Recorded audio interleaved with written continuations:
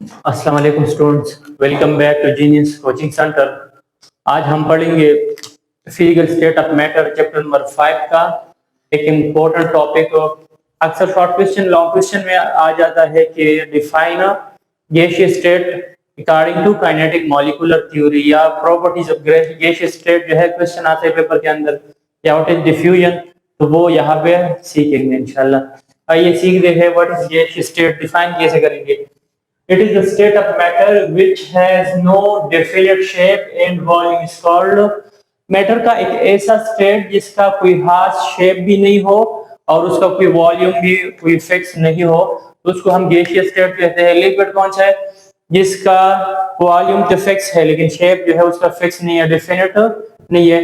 Number 30 का solid है, तो सॉलिड जो है वो ऐसा स्टेट है जिसका volume as well as shape दोनों फिक्स हो, तो इसका शेप वॉल्यूम दोनों फिक्स नहीं है।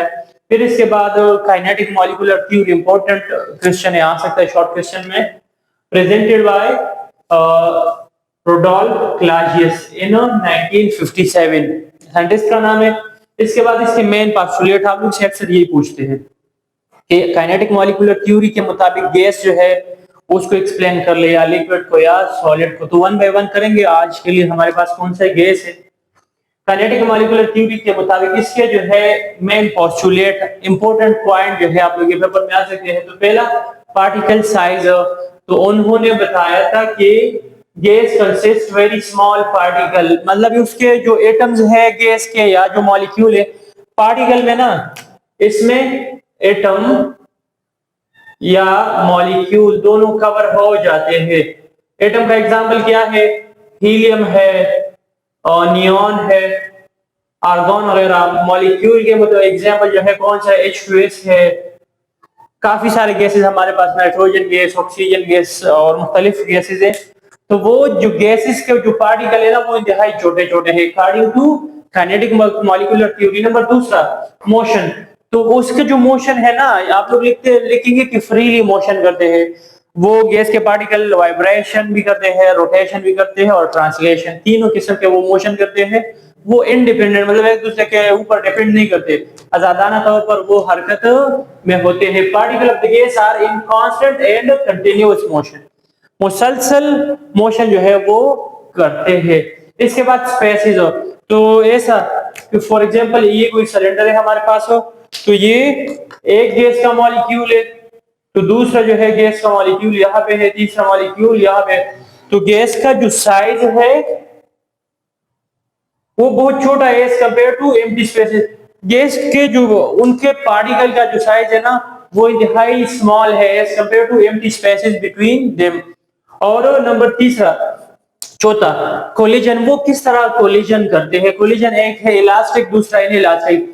इलास्टिक वो जिसमें काइनेटिक एनर्जी मोमेंटम दोनों कंजर्व रहे, दूसरा है इनइलास्टिक है।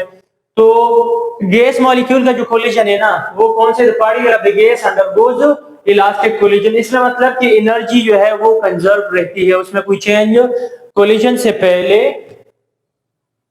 टकराने से पहले और टकराने के बाद, कोलिजन से पहले और बाद दोनों में काइनेटिक एनर्जी सेम होगी, चेंज नहीं होगी। अगर चेंज होगी तो इसका मतलब वो इलास्टिक कोलिजन नहीं है। नंबर तीसरा काइनेटिक एनर्जी, तो गैस मॉलिक्यूल की जो काइनेटिक एनर्जी है ना वो सॉलिड से ज्यादा है, वो लिक्विड से भी ज्यादा है। अक्सर एमसीक्यूज में आ जाता है कि व्हिच ऑफ द फॉलोइंग है।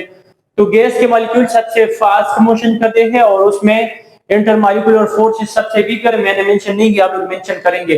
गैस में इंटरमॉलिक्यूलर फोर्सेस वेरी वीकर है और काइनेटिक एनर्जी गैस की सबसे हाई है। और इसके बाद वो डिपेंड करते हैं किस चीज पे, एवरेज टेम्परेचर। टेम्परेचर अगर एवरेज ज्यादा है तो काइनेटिक एनर्जी भी ज्यादा और मोशन भी ज्यादा करेंगे। काइनेटिक एनर्जी अगर कम है तो पार्टिकल करीब करीब होंगे और जो है वो मोशन आहिस्ता करेंगे। तो average kinetic energy of the gas depend upon temperature. Temperature बढ़ाएंगे तो एवरेज काइनेटिक एनर्जी भी बढ़ जाती है, और अगर टेम्परेचर कम करेंगे तो एवरेज काइनेटिक एनर्जी भी कम हो जाती है। This explain why gas move freely and fill container. ये मतलब इन सारे पोस्टुलेट से हम ये कंक्लूजन आप लोग यहाँ लिख सकते हैं। सारे पोस्टुलेट से हम ये कंक्लूड करते हैं कि गैस जो है उसके मॉलिक्यूल क्यू जो है वो फ्री मोशन करते हैं और वो पूरे कंटेनर को भर लेते हैं, फिल कर लेते हैं। इसके बाद आते हैं गैसियस स्टेट के प्रॉपर्टीज की तरफ। तो मैंने तो जस्ट एक ही मेंशन किया, सारे वन बाय वन इंशाल्लाह पढ़ेंगे। नंबर पहला कौन सा है, properties, following are the properties of gaseous state. तो अगर इन केस ये लॉन्ग क्वेश्चन में आ सकता है तो डिफ्यूजन है, अगले लेक्चर में फ्यूजन, कंप्रेसिबिलिटी और सारे इंशाल्लाह वन बाय वन एक्सप्लेन करेंगे। डिफ्यूजन तो आप लोग जो है इस तरह डिफाइन करते हैं कि the it is the movement of gas molecule from region of higher concentration to the region of low concentration. Gas molecule का क्या होना, मूव होना, ट्रांसफर होना, कहां से, उस रीजन से जहां से उसका कंसंट्रेशन ज्यादा हो, कहां, वहां जहां पे उसका कंसंट्रेशन कम हो। मार्कर 2 है, 1 है, यहाँ पे 3 है, तो यहाँ से एक मार्कर यहाँ पे कंसंट्रेशन ज्यादा था, यहाँ कम था, तो हाई कंसंट्रेशन से लो में जाना, इसको हम क्या कहते हैं, डिफ्यूजन कहते हैं। तो या जो है the spontaneous mixing of gases, वो भी आप लोग लिख सकते हैं, मैंने ये लिख दिया है, और लिख देकर आप लोग वो भी लिख सकते हैं, ये या वो वाला कि spontaneous mixing of gas molecule to form a homogeneous mixture is called diffusion. Diagram आप लोग जो है इसका बना सकते हैं, यहाँ पे डायग्राम जो है जरूरी होता है। फॉर एग्जांपल 2 कंटेनर है, एक में गैसेस का कंसंट्रेशन जो है वो कम है, और दूसरी जगह पे जो है गैसेस जो है उसका कंसंट्रेशन क्या है, या उसमें दूसरे किस्म के गैसेस मौजूद है, तो वो ये यहाँ से यहाँ जाते हैं, या ये जो है यहाँ से यहाँ आते हैं। कब तक ये मोशन करेंगे, मूव करेंगे, जब तक इनका एक होमोजेनियस मिक्सचर हमारे पास बन जाए। इसके बाद example, we can smell perfume, perfume अगर वहां पे भी हो ना, रूम के कोने में कहीं दूर पे हो, तो उनकी स्मेल हम तक पहुंच जाती है। उसका रीजन ये है कि वो डिफ्यूज करते हैं, वहां पे कंसंट्रेशन ज्यादा है, जहां पे कम हो वहां वो डिफ्यूज मूव करेंगे।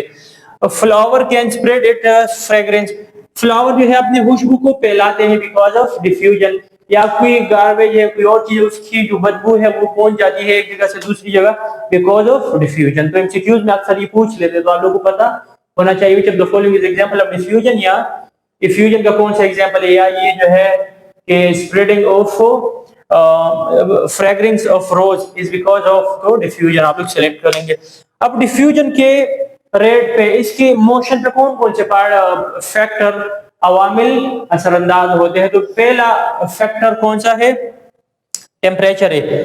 टेम्परेचर को अगर बढ़ाएंगे तो काइनेटिक एनर्जी बढ़ जाती है। अब काइनेटिक एनर्जी ज्यादा हो तो हम पढ़ते हैं कि energy due to the motion of the body is called kinetic energy. तो अगर टेम्परेचर बढ़ाएंगे तो गैस मॉलिक्यूल का उनके इंटरमॉलिक्यूलर स्पेसिस या इंटरमॉलिक्यूलर फोर्सेस ऑलरेडी वीक है, लेकिन मजीद वीक हो जाते हैं, तो वो जो है वो फास्ट मोशन शो करेंगे। अगर एनर्जी कम करेंगे तो मॉलिक्यूल के बीच में अट्रैक्शन बढ़ता है, या उनके बीच में जो है वो क्या होंगे, एनर्जी कम हो तो मॉलिक्यूल जो है वो फिर मोशन जो है वो फ्रीली नहीं कर सकेंगे, या वो स्लो मोशन, या उसका रेट जो है वो स्लो होगा। तो if we increase the temperature, kinetic energy बढ़ जाती है, और काइनेटिक एनर्जी अगर बढ़ गई तो फिर उसका क्या होगा, rate of the diffusion will increase. तो डायरेक्ट रिलेशन है, याद होना चाहिए, काइनेटिक टेम्परेचर और डिफ्यूजन का आपस में डायरेक्ट रिलेशन है। दूसरा है size of the particle. Already आप लोग नोट कर चुके होंगे, अगर फॉर एग्जांपल ट्रैफिक जाम हो जाए तो वहां पे छोटी सी बाइक या छोटी सी वो है मोटर कार, वो जो है वो जल्दी निकलेंगे ट्रैफिक से, या एक बस है या ट्रक है, कोई ग्रेटर व्हीकल है, तो जो स्मॉलर पार्टिकल है ना वो जल्दी डिफ्यूज होंगे, जो ग्रेटर लार्जर साइज वाले हैं वो स्लो डिफ्यूज करते हैं।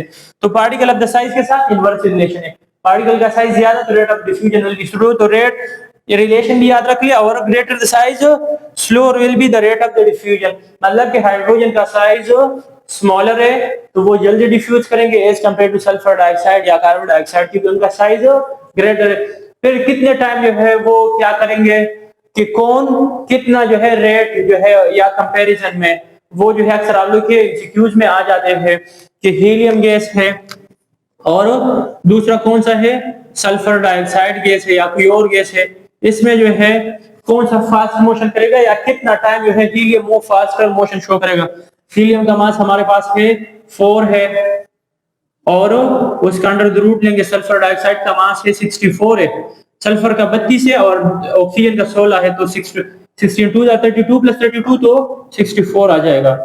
तो आप लोग को याद होना चाहिए, इसका स्क्वायर लेंगे तो 2 आ जाता है, यहाँ पे कितना आएगा तो वो ना रेट ऑफ द डिफ्यूजन की ये इससे कितना जो है फास्टर मोशन करेगा या इसका रेट क्या होगा या कंपैरिजन। तो आप लोगों ने ना ये वाला ग्राहम लॉ का मैथमेटिकल फॉर्म अप्लाई करके आप लोग जो है इससे निकाल सकते हैं कि कौन जो है वो कितना टाइम फास्टर मोशन शो करेगा। तो आप लोग यहाँ से निकाल सकते हैं। इसका अंडर रूट रहे तो 8 आ जाएगा, फिर मजीद डिवाइड कर लेंगे तो 1/4 इस तरह जो है आपके पास आएगा। या कोई और गैस हो तो मीथेन गैस हो तो उसका मास 16 है, तो आप लोग जो है उस हिसाब से फिर इसका कैलकुलेशन करेंगे। तीसरा है विस्कोसिटी। विस्कोसिटी जो है अगर मॉलिक्यूल के बीच में इंटरेक्शन जो है इंटरमॉलिक्यूलर फोर्स स्ट्रॉन्गर हो या इंटरमॉलिक्यूलर फोर्सेस आप लोग लिख सकते हैं तो उनका rate of diffusion will slow होगा। और अगर इंटरमॉलिक्यूलर फोर्सेस या लेस विस्कस हो कोई फ्लूइड कोई गैस तो वो क्या करेंगे फास्टर मोशन शो करेंगे या उसका रेट ऑफ डिफ्यूजन हाई होगा। तो आप लोग जो है आप लोग पॉइंट माइंड में होना चाहिए। और mass of the particle, particle का साइज वही बता दिया, ट्रक और बाइक का एग्जांपल मैंने बता दिया। साइज बढ़ाएंगे या रेगुलर शेप हो तो फास्ट मोशन शो करेगा, इरेगुलर हो तो वो जो है स्लो मोशन शो करेगा। कौन सा लॉ अप्लाई होता है? ग्राहम लॉ और इनवर्स रिलेशन जो है इनके बीच में मौजूद है।